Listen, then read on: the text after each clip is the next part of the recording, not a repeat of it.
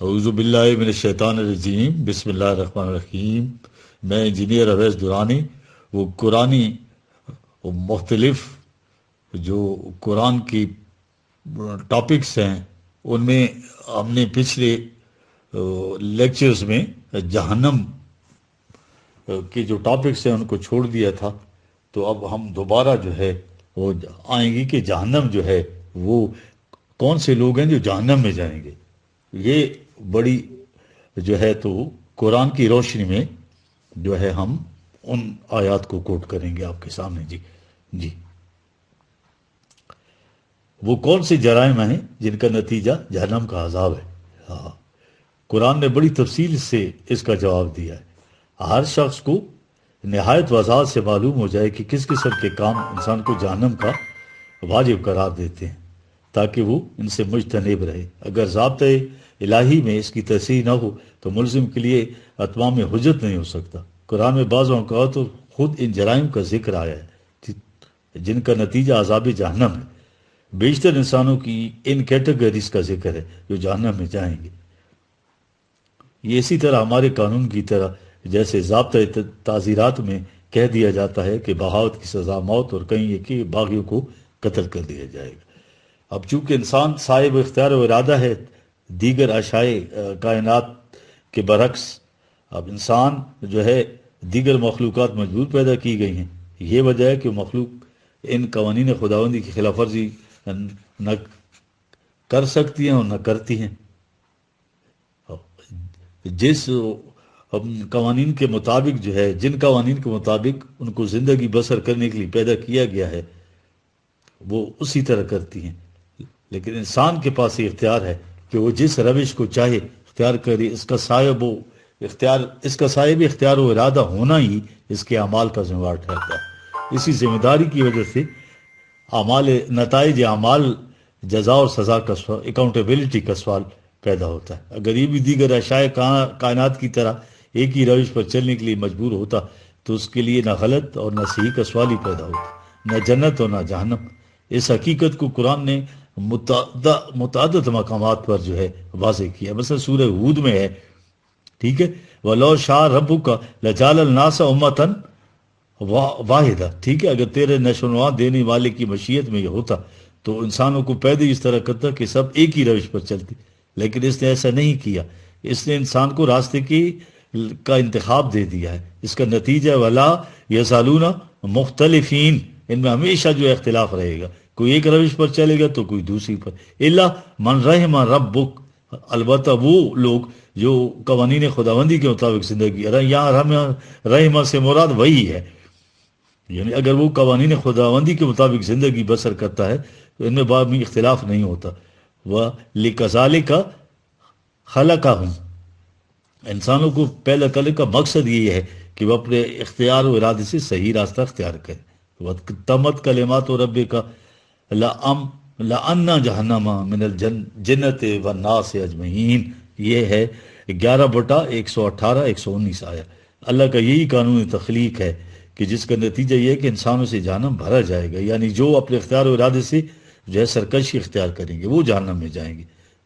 دوسری جگہ ہے، یہ آیت بھی نوٹ کر لیں جی، یہ 32/13 ہے، ٹھیک ہے، وَلَوْ شِئْنَا لَآتَيْنَا كُلَّ نَفْسٍ هُدَاهَا، وَلَوْ شِئْنَا لَآتَيْنَا كُلَّ نَفْسٍ هُدَاهَا، اگر ہماری مشیت ہوتی تو ہم بھی ایسا کر سکتے کہ ہر انسان کو سیدھے راستے پر چلتے، پتھر بنا دیتے، اس کا اختیار و ارادہ سلب کر لیتے، لیکن ہم نے ایسے ہمارے پروگرام میں نہیں تھا، کیونکہ کسی کے اختیار و ارادے میں انٹرفیئر کرنے سے مراد یہ ہے کہ اس سے آپ نے وہ شرف انسانیت جو ہے وہ لے لیا آپ نے۔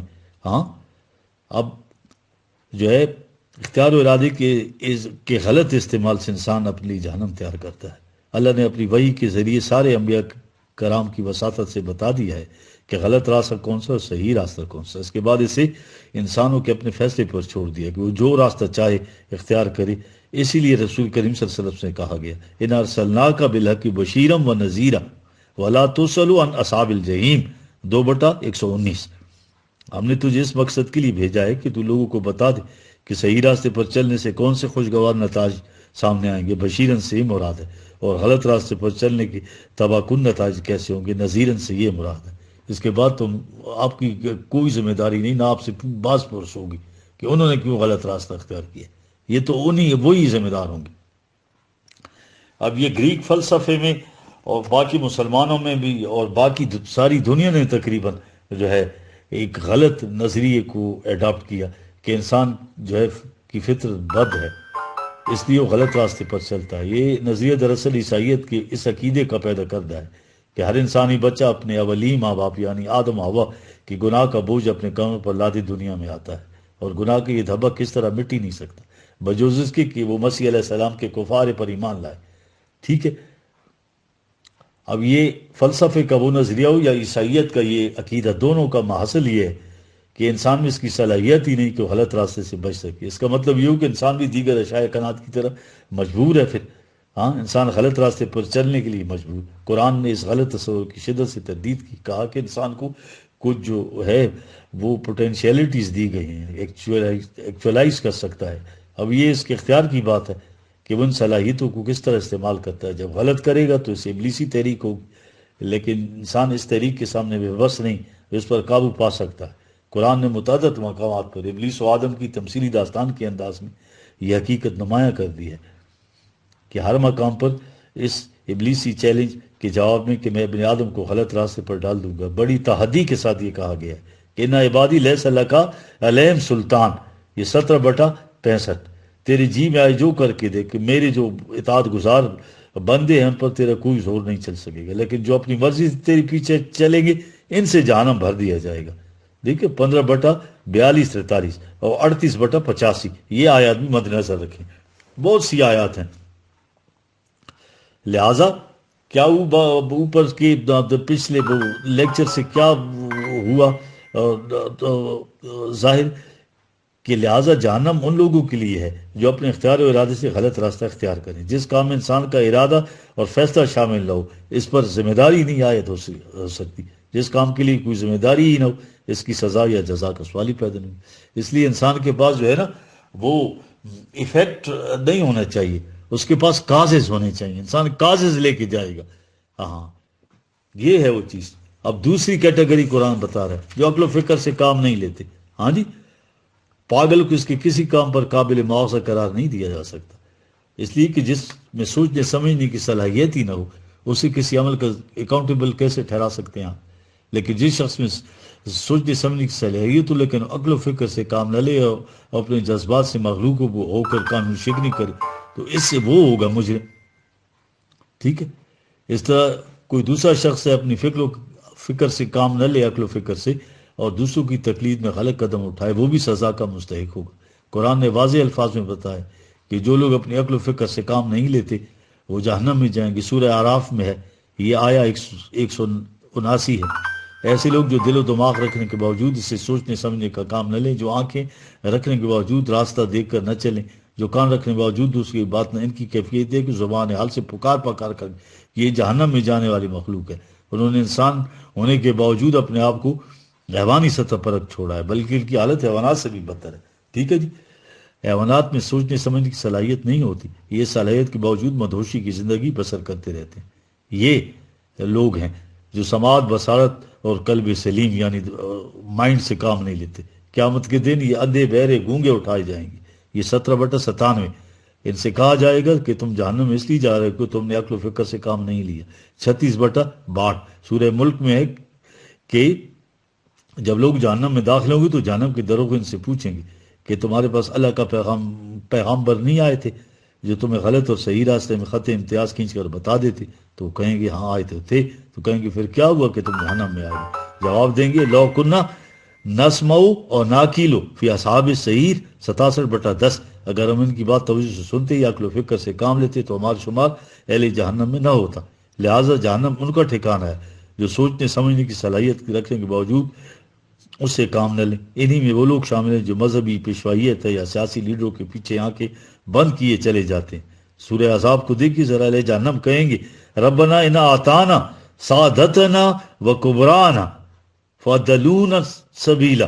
یہ 33/67 دیکھ رہے ہیں آپ.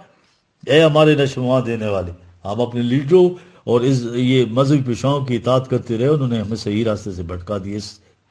پھر اللہ سے وہ درخواست کریں گے، آگے آیت میں ہے، ان لیڈروں سے یا رہنماؤں کو دوہرا عذاب دیا جائے۔ یہ کہیں گے وہ، ایک تو ان کی اپنی گمراہی، اور دوسرا اور لوگوں کو گمراہ کرنے پر۔ ٹھیک ہے، یہ 33/68، ٹھیک ہے۔ سورہ صافات میں اہل جہنم کے متعلق ہے،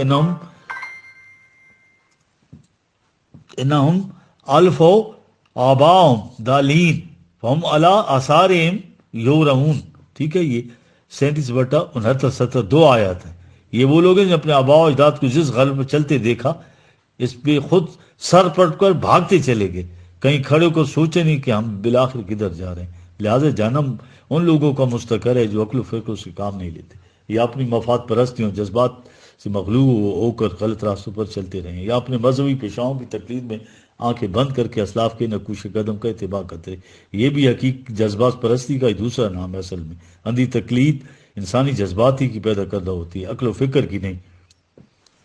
اندھی عقیدت بھی انسانی جذبات ہی کی کردہ۔ قرآن جو ہے ہر فرد سے مطالبہ کرتا ہے کہ وہی کی روشنی میں عقل و فکر سے کام لے کر اپنی راستے کا انتخاب خود کرے۔ یہ مذہبی پیشوا جو قرآن کے الفاظ میں دنیاوی مفاد حاصل کرنے کے لیے اپنی ایک ٹریڈ یونین بنائی ہوئی ہے، انہوں نے خود بھی جہنم میں جائیں گے، اس لیے ان کے پیچھے چلنے والے بھی کس طرح جنت میں جا سکتے ہیں۔ جی اب تیسری کیٹیگری ہے جذبات کے تابع چلنے والے۔ انسان کے لیے صحیح روش